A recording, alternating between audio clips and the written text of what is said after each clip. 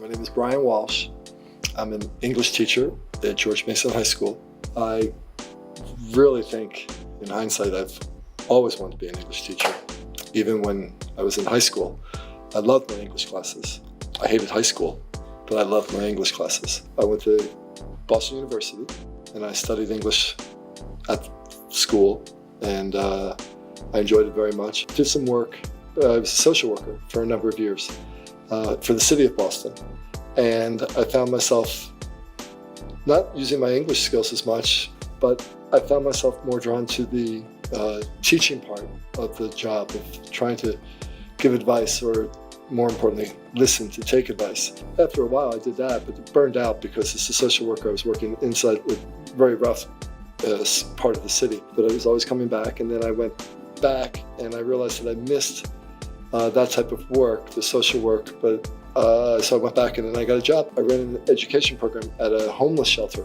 They were all homeless, but many of them had been just recently released from prison, or they were involved in drugs and alcohol.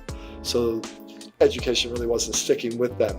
But I found out that I very much enjoyed teaching them, or trying to teach them. But she wasn't my wife at the time, but we knew we were going to get married.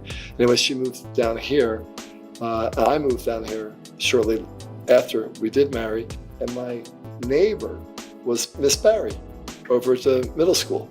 And I told Miss Barry that I was looking towards substitute teaching just to get into the school system in Virginia. And I knew that she was a teacher at a school called George Mason High School in Falls Church City, and would she tell me about it so that I could apply to substitute teach there. And she did. And well, 21 years later, I'm still here.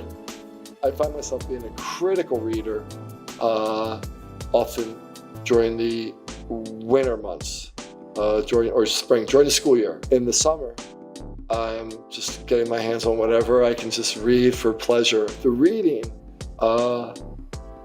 shapes my writing. I will read somebody's style and I'll think like, oh, I like what he or she did there, and I would like to see if I could do something similar, but not identical. Where I live, there's a lot of, it gets a lot of sun. And so in the late spring, all summer, and early fall, they're out in the front of the house, or they're on the deck in the back of the house. But when the winter breaks, my house isn't as big to bring all the plants in. So when I know that before the first frost comes, through late fall and all of winter and early spring, I bring the plants here. I like them very much. You can sort of leave them alone. They will do their thing.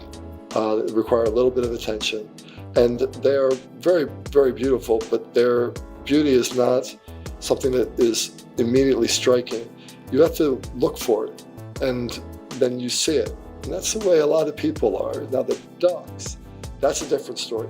All these ducks, it's because of Dr. DeFazio. Years ago, Dr. DeFazio he left here to teach elsewhere for a while. He was leaving, and I went over to say goodbye to him one day, and he had packed up all his stuff, and he left 3 devil ducks, these little red ducks.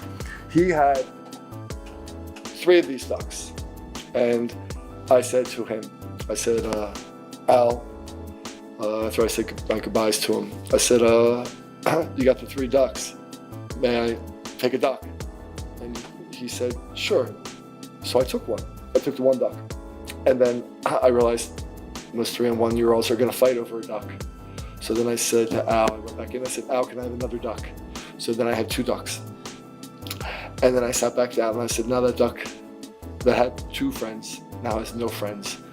So I went over to see Al one more time, and I said, Al, this duck now is all alone. Can I take that duck too? He said, yeah, take all 3 ducks and leave me alone. I've got things to do. I took 2 of the ducks home, and I left 1 duck on my desk at school. Next year, the girl said to me, Mr. Walsh, you like ducks? And I said, well, I've got 1. And a few days later, she brought me 1. And now all those ducks over there, and there were probably more than 100, right? You think that? Yeah, they were close to 100. And somehow or another, these ducks, somebody comes into my room and gets the ducks and puts them somewhere. I think Mr. Snyder knows a little bit about this, but I'm not too sure. And then the ducks come back. I got ducks from students who went to London. I got ducks from students who went to China. My ducks are more well-traveled than I am, yes. But they have wings, so of course they should be.